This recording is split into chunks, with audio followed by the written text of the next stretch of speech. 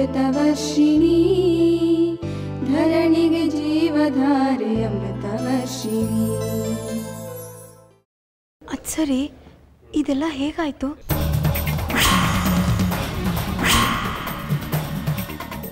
ತುಳಸಿ ಮಂಟಪದಲ್ಲಿರೋ ದೀಪ ಗಾಳಿಗೆ ಬಿದ್ದು ಅದರಲ್ಲಿರೋ ಎಣ್ಣೆ ಎಲ್ಲ ಚೆಲ್ಲಿ ಬೆಂಕಿ ಹೊತ್ಕೊಳ್ತು ಅಂತ ವರ್ಷ ಹೇಳಿದ್ಲು.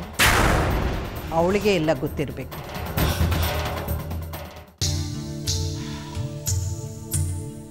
ನಿನ್ನ ಮದುವೆ ಒಂದು ಆಗ್ಬಿಟ್ಟು ನೀನು ಆ ಮನೆ ಸೇರ್ಕೊಂಡ್ಬಿಟ್ರೆ ನನಗದೇ ನೆಮ್ಮದಿ. ಅವ್ರ ಮನೆ ಮದುವೆ ಅಂದರೆ ತುಂಬ ಜನ ಬರ್ತಾರಲ್ವಾ?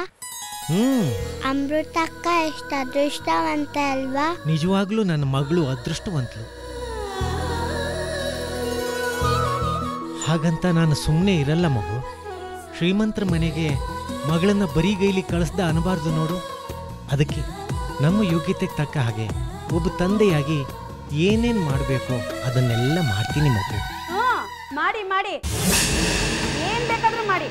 ಬೇಕಾದ್ರೆ 2 ಆನೆ ತರಿಸಿ ಗಂಡು ಹೆಣ್ಣನ ಅದ್ರ ಮೇಲೆ ಕೂರಿಸಿ ಊರು ತುಂಬಾ ಮೆರವಣಿಗೆ ಮಾಡಿ. ಯಶೋಧ, ಯಾಕೆ ಹೀಗೆಲ್ಲ ಮಾತಾಡ್ತೀಯ? ಇನ್ನೇನ್ರಿ, ಇವಳ ಮದ್ವೆ ಖರ್ಚೆಲ್ಲ ಆ ಶಕುಂತಲಾ ದೇವಿನೇ ನೋಡ್ಕೋತೀನಿ ಅಂತ ಹೇಳಿಲ್ವಾ? ಅಂತದ್ರಲ್ಲಿ ನಿಮ್ಗೆ ಯಾಕ್ರಿ ಇಲ್ದೇ ಇರೋ ತಲೆನೋವು?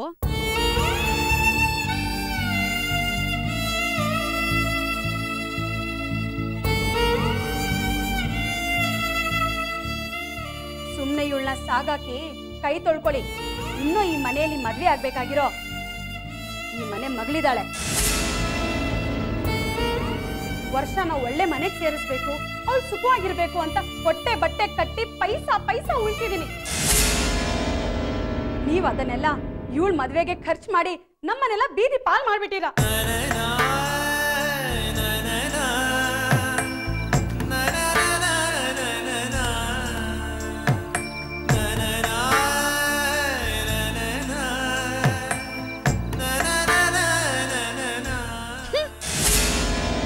ನಿನ್ ಬಾಮ ವರ್ಷ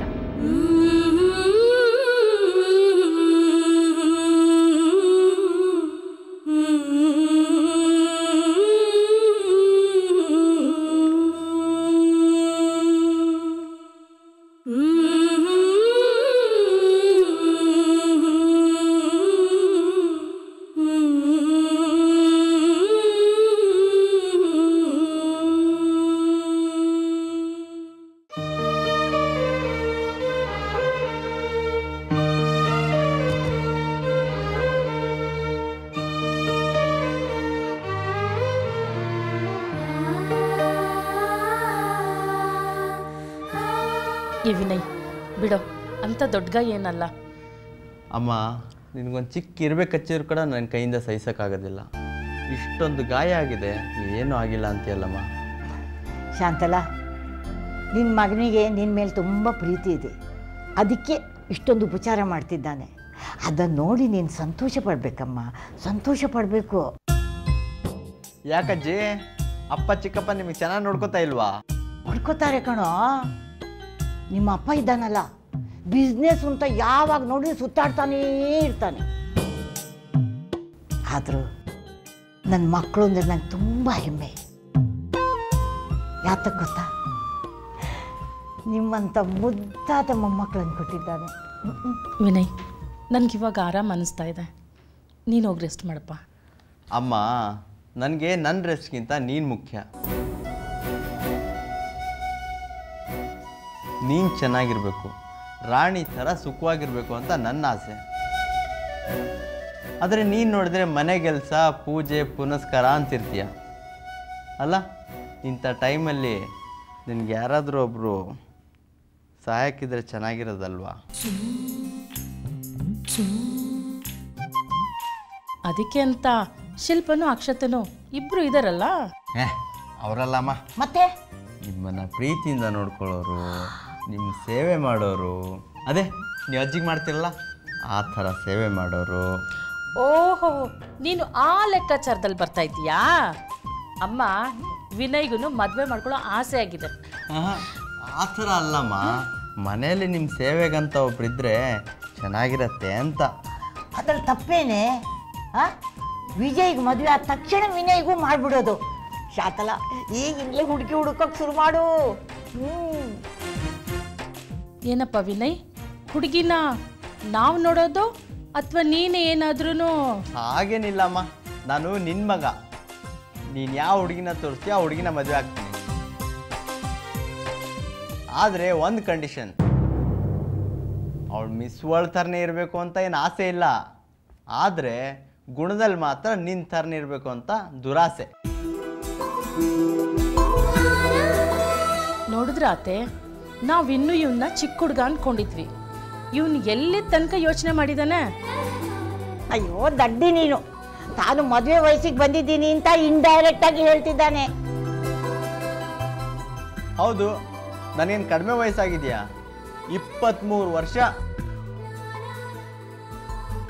ನೀವೇ ಹೇಳ್ತಿದ್ರಲ್ಲ ಅಪ್ಪ ಚಿಕ್ಕಪ್ಪಗೆ ಈ ವಯಸ್ಸಲ್ಲೆಲ್ಲ ಮದುವೆ ಆಗಿತ್ತು ಅಂತ, ನಾನು ಯಾಕೆ ಆಗ್ಬಾರ್ದು?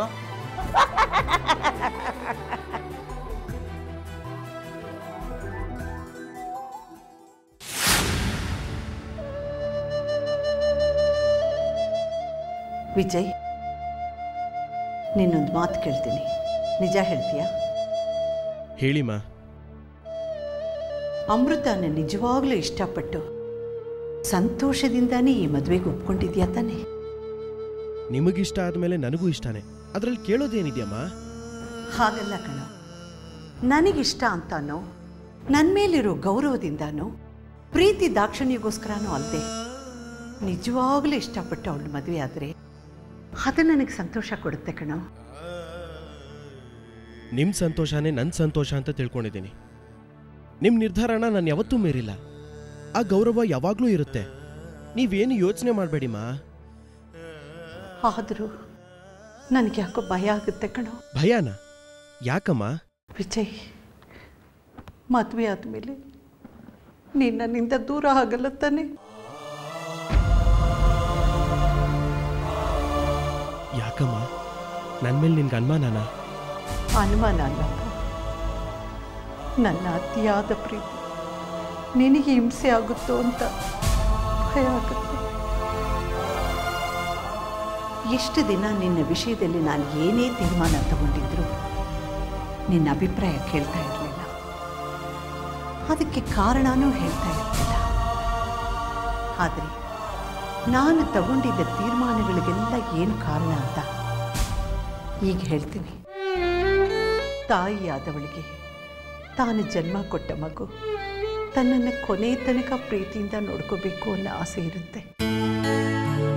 ನಿನಗೆ ಹೆಂಡತಿಯಾಗಿ ಬರೋಳು ನಮ್ಮಿಬ್ಬರ ಪ್ರೀತಿಗೆ ಅಡ್ಡಿ ಆಗಬಾರದು, ನನ್ನಿಂದ ನಿನ್ನನ್ನು ದೂರ ಮಾಡಬಾರ್ದು. ಆ ಕಾರಣಕ್ಕೆ ನನ್ನ ಸೊಸೆ ಹೀಗೇ ಇರಬೇಕು ಅನ್ನೋ ನಿರೀಕ್ಷಣೆಯಲ್ಲಿ ನನಗೆ ಸರಿ ಅನ್ನಿಸಿದವಳನ್ನ ಫಿಕ್ಸ್ ಮಾಡಿದೆ. ಎಲ್ಲರಿಗೂ ಇದು ನನ್ನ ಸ್ವಾರ್ಥ ಅಧಿಕಾರ ಅಂತ ಅನ್ನಿಸ್ಬೋದು, ಆದರೆ ನಿನ್ನ ಮೇಲಿರೋ ಅತಿಯಾದ ಪ್ರೀತಿ ಮಮಕಾರ ನನ್ನನ್ನು ಹಿಂಗೆ ಮಾಡಿಸ್ತು. ತಾಯಿಯಾಗಿ ಆ ನಿರ್ಧಾರ ನನಗೆ ಅನಿವಾರ್ಯವಾಯಿತು. ಇದನ್ನು ನೀನು ಅರ್ಥ ಮಾಡಿಕೊಟ್ರೆ ಸಾಕು.